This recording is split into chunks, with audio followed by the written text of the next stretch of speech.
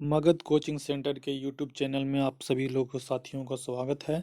आज हम लोग मैथ पेडागोजी का क्वेश्चन करेंगे जो 21 दिसंबर 2021 का है। क्वेश्चन नंबर 46 से 60 तक यानी 15 क्वेश्चन करेंगे हम लोग, जल्दी जल्दी करेंगे। तो चलिए स्टार्ट करते हैं। पहला क्वेश्चन है कि क्लास 1 में गणित पढ़ाते समय राधा ने निम्नलिखित संदर्भ में एक अवधारणा का परिचय दिया। कार में 4 बच्चे थे, फिर एक बच्चा बाहर निकला। अब कार में 3 बच्चे यानी 4 बच्चा थे, एक बाहर निकला, यानी यहाँ पे क्या हो रहा है, घटाव हो रहा है, माइनस का हो रहा है। 4 थे, एक निकल गया, अब 3 बचा। तो उपयुक्त संदर्भ में निम्नलिखित में से कौन सा कथन सही है? ऑप्शन आपका यहाँ पे है कि बच्चों में संवर्धन के रूप में योग की समझ विकसित होगी, बच्चों में समुच्चयन के रूप में जोड़ की समझ विकसित होगी, बच्चों में न्यून के रूप में घटाव की समझ विकसित होगी। ऑप्शन डी में दोनों है। हम आपको पहले इससे आंसर देने से पहले आपको बताना चाहते हैं कि ये होता क्या है। चलिए इसकी थोड़ा सा इंग्लिश में देख लेते हैं हम लोग। यहाँ पे आप लोग यहाँ पे देख रहे होंगे कि यहाँ पे एक है ऑगमेंटेशन, एक है एग्रीगेशन, एक है रिडक्शन। अब इसको समझेंगे। ऑगमेंटेशन क्या होता है? ऑगमेंटेशन होता है जोड़, एग्रीगेशन क्या होता है? जोड़, और रिडक्शन क्या होता है? ये होता है आपका घटाव। इसमें फ़र्क क्या है? ऑगमेंटेशन यानी इसको समझेंगे इस तरह से कि एक चीज़ में एक दूसरे चीज़ मिल रहा है और वही चीज़ बढ़ रहा है। ये एक चीज़ में वही चीज़ मिल रहा है, वही चीज़। फॉर एग्जांपल अगर हम लोग दूध में पानी मिला रहे हैं तो क्या हो रहा है? दूध ही बढ़ रहा है। तो ये होता है ऑगमेंटेशन, जिसको हिंदी में बोलते हैं संवर्धन। एग्रीगेशन होता है कि एक चीज़ में कोई दूसरी चीज़ आके मिल रहा है और वो चीज़ बढ़ रहा है। जैसे फॉर एग्जांपल आपके पास 4 कलम है, मेरे पास 6 कलम है, तो एक कितना कलम हो गया? 10 कलम हो गया। लेकिन ये 10 कलम ना तो आपका है ना मेरा है, ये दोनों का अधिकार है। तो इसको हम लोग कहते हैं एग्रीगेशन। इसी तरह होता है रिडक्शन, होता है घटाव, वहाँ पे घटाव की बात होती है। तो यहाँ पे हम लोग देखेंगे कि इस क्वेश्चन में क्या हो रहा है, जोड़ की कोई बात नहीं हो रही, घटाव की बात हो रही। ऑप्शन 4 में क्या है? ऑगमेंटेशन और रिडक्शन दोनों है, लेकिन यहाँ पे दोनों भी नहीं हो रहा, इसलिए आंसर आपका हो जाएगा कौन?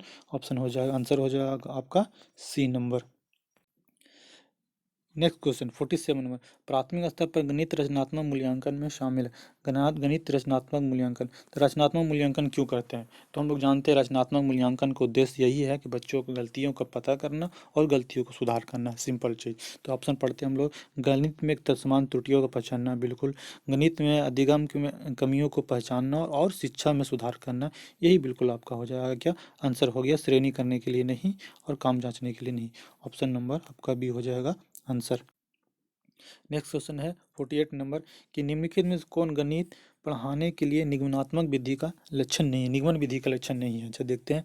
ये छात्र और शिक्षकों को समय शक्ति बचाता है। निगमन विधि में छात्रों को और समय का बचित होता है, क्योंकि हम लोग फार्मूला याद रट लेते हैं, फार्मूला पे मैथ वगैरह सॉल्व करते हैं। तो ये तो निगमन विधि का लक्षण है। ये सूत्रों और फार्मूलों का स्मरण करता है, याद करता है, तो ये भी आपका हो गया। और नेक्स्ट कह रहा है कि इस विधि में अधिगम करता है, समान से विशिष्ट भी जाता है, ये भी बात सही है। आगमन विधि में हम लोग विशिष्ट से समान जाते हैं, ये बिल्कुल सही है, इसमें आप लोग कन्फ्यूज मत होइएगा। ये निगमन का ही क्या है? गुण है। इस विधि में अधिगम करता हूँ सूत्र खोजता है, सूत्र नहीं खोजता है। सूत्र किस में खोजता है? तो वो आगमन विधि में खोजता है। तो ये आपका आगमन विधि का है, तो ये निगमन का नहीं है, इसलिए आंसर हो गया आपका 4 नंबर। और चलिए नेक्स्ट चलते हैं 49 नंबर पे। 49 नंबर पे क्या क्वेश्चन है कि गणित की पदनुक्रम प्रकृति अवधारणाएं तर्कसंगत संबंधित कथनों और इसकी व्याख्या के लिए अत्यंत उपयुक्त है। देखते हैं कौन उपयुक्त है। योग की अवधारणाएं का निर्माण के बाद गुना, चलिए पहले हम योग सिखा देंगे, फिर गुना सिखाएंगे, कोई दिक्कत नहीं है। योग और गुना दोनों अलग अलग नहीं है, पृथक नहीं है। योग गुना अलग नहीं है। जैसे कि हम लोग यहाँ पे देखते हैं कि दो दो दो, तो योग है दो दो दो 6, लेकिन हम लोग यहाँ पे दो तिहाई 6 भी कर सकते हैं, तो ये हो गया आपका गुना है। तो ये दोनों अलग नहीं है, दोनों सेम है, तो ये भी आपका गलत हो गया। गणित अवधारणा का मूल्यांकन केवल नहीं, केवल योगात्मक से नहीं, रचनात्मक से भी हम लोग करते हैं। संख्या ज्ञान विकास योग का व्याकरण की अवधारणा से पहले, ठीक है कोई बात नहीं, पहले हम नंबर सिखा देंगे, उसके बाद हम लोग जोड़ घटाव सीखेंगे। तो हमारा आंसर हो जाएगा ए और डी, ए और डी यानी ऑप्शन नंबर 2। चलिए नेक्स्ट क्वेश्चन पे चलते हैं। नेक्स्ट क्वेश्चन है कि उच्च गणित की कक्षाओं में छात्राओं की भागीदारी छात्रों की तुलना में कम है, इसका क्या कारण है? क्या कारण है इससे? स्टूडेंट जो बॉयज़ जो है ज़्यादा मैथ पढ़ता है गर्ल्स के अकॉर्डिंग, इसका क्या कारण? छात्राओं की तुलना में पुरुष गणित में बेहतर होता है, ऐसा कोई बात नहीं। लिंग किसी भी गणित पे उसके लिंग का कोई भी रोल नहीं होता है। ऑप्शन बी है, गणित एक बहुत कठिन विषय है और छात्रों के पास गणित पढ़ने का रुझान नहीं है, ऐसा बात नहीं है। कोई विषय कोई भी सब्जेक्ट हार्ड नहीं है, वो पढ़ने का इंटरेस्ट के अकॉर्डिंग है, वो पढ़ने पे वक्त देने के अकॉर्डिंग है, तो ये भी दो गलत है। सामाजिक और शिक्षकों की अपेक्षा जेंडर आधारित टीचर इस तरह का अपेक्षा कर रहे हैं कि स्टूडेंट जो है होता है वो गर्ल्स जो होता है मैथ में कमज़ोर होता है, या समाज ऐसा सोच रहे हैं, लेकिन ऐसा कुछ है नहीं, ये जेंडर है, ये स्टीरियोटाइप है। ऑप्शन नंबर आपका सी हो जाएगा आंसर। चलिए नेक्स्ट क्वेश्चन पे चलते हैं। क्वेश्चन नंबर 51, निम्नलिखित में से कौन सा उपकरण अधिगम की कठिनाइयों के विशिष्ट प्रकृति के निदान में सहायक नहीं है? देखिए नहीं है, ध्यान से देखिएगा, नहीं है, आकलन में नहीं है। कक्षा का आकलन तो सही है। ये कठिनाइयों को विशिष्ट, कोई भी कठिनाइयों का कक्षा का अवलोकन करेंगे तो अवलोकन ऑब्जर्वेशन तो बहुत अच्छा चीज़ रहता है बच्चों को जांचने के लिए।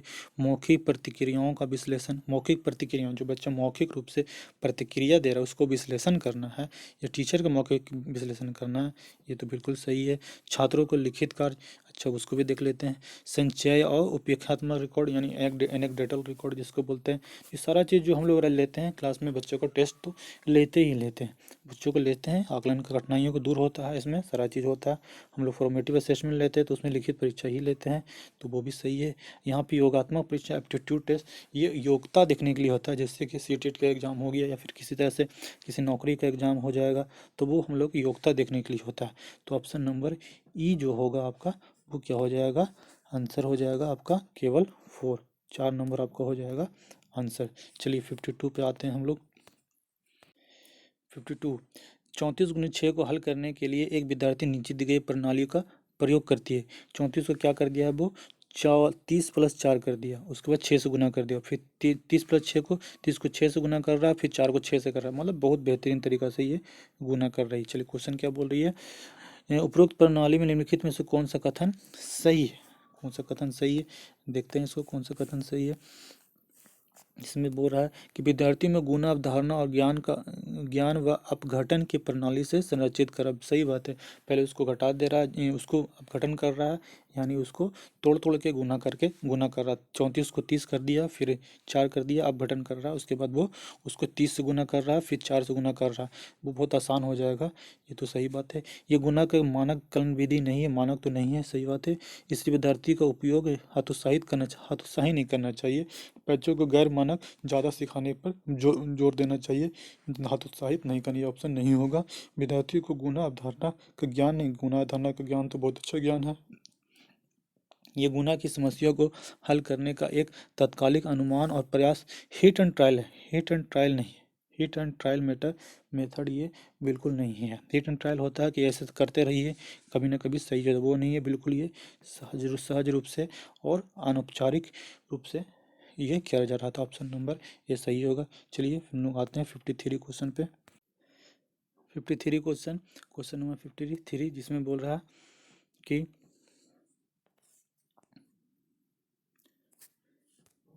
निम्नलिखित में से कौन गणित में आकार, दिक्स्थान और माप से शिक्षण से जुड़े हैं? दिक्स्थान मतलब पूरब किधर, पश्चिम के यहाँ स्थान के बारे में, स्पेशल थिंकिंग के बारे में यहाँ पे बोला जा रहा है।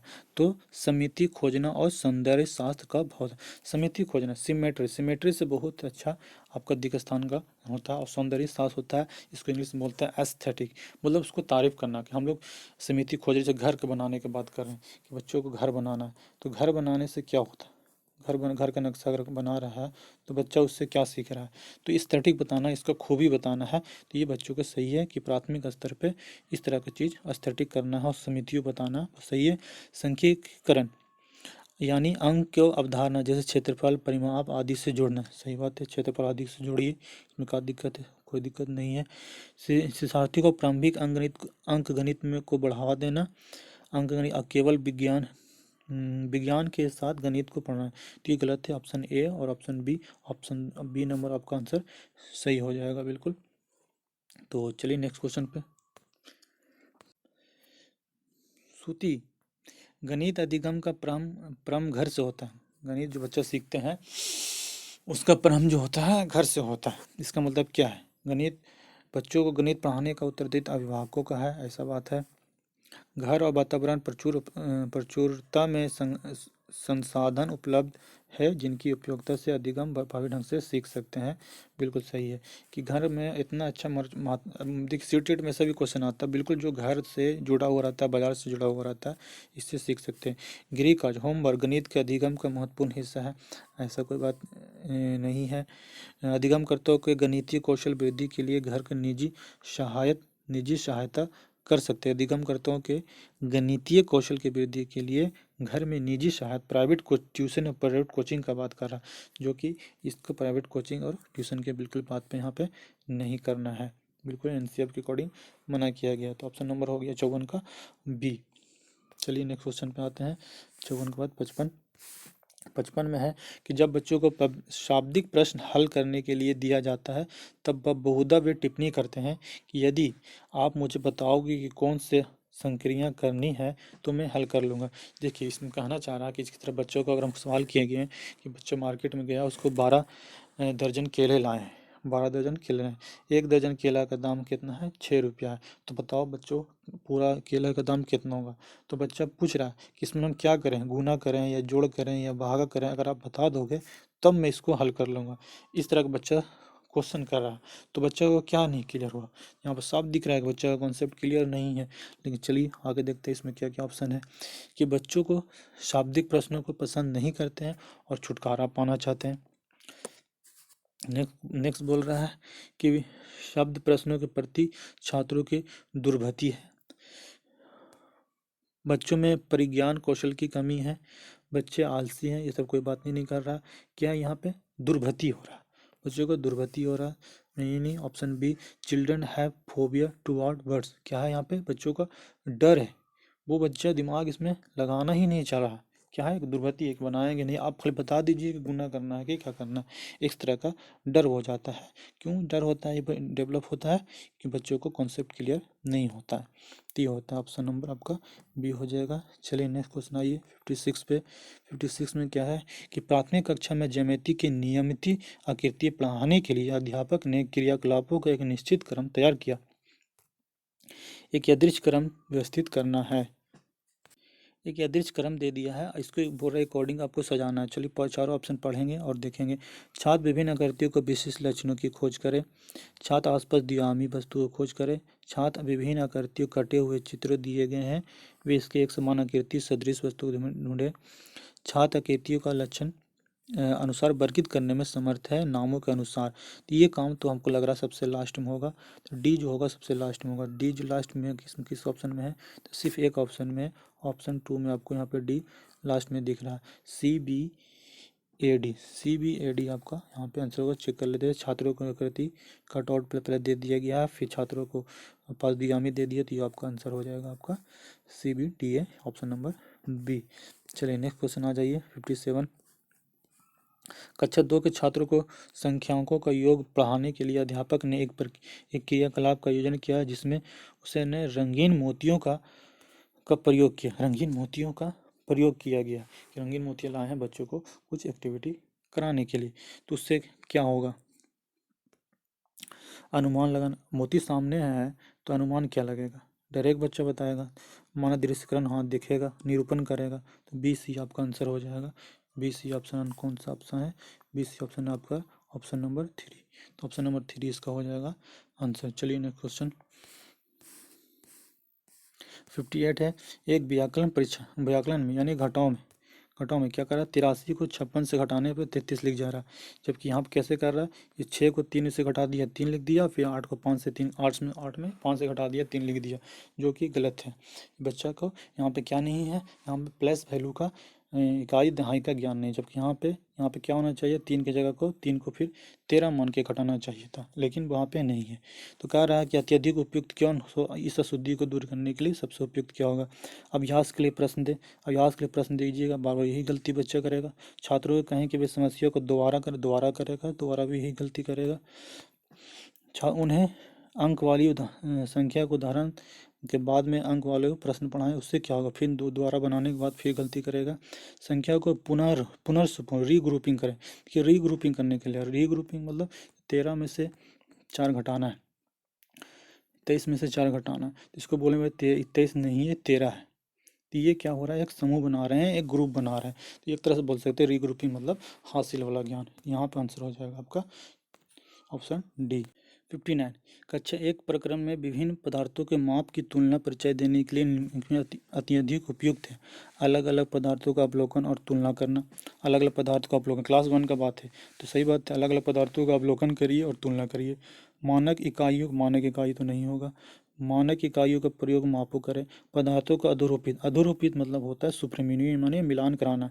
इस तरह से बच्चों को हम लोग जो मिलान कराते हैं तो वो मिलान कराना है, मिलान कराइए और क्या करिए, अवलोकन करिए, पदार्थों का अवलोकन करिए। तो ए और डी आपका आंसर आएगा। आंसर ए और डी कौन सा है आपका, ए और डी ऑप्शन नंबर 4 हो जाएगा आपका बिल्कुल सही आंसर। लास्ट क्वेश्चन है इसका, देख लेते हैं कि क्या रहा, क्या कह रहा है कि निम्नलिखित में कौन सा सही है। प्राथमिक कक्षा के छात्रों मानसिक परिकलन कौशल के विकास में प्रोत्साहन दिया जाना चाहिए, बिल्कुल चाहिए। केवल ड्रिल का बात नहीं किया गया, रटने का बात नहीं किया है। मानसिक प्रक्रिया क्रम कौशल प्रश्न को हल करने के लिए औपचारिक अनौपचारिक रणनीतियों का प्रोत्साहित करना चाहिए, बिल्कुल करना चाहिए। ए और सी ऑप्शन नंबर 160 का आपका हो जाएगा आंसर है। चलिए दोस्तों, थैंक यू वेरी मच।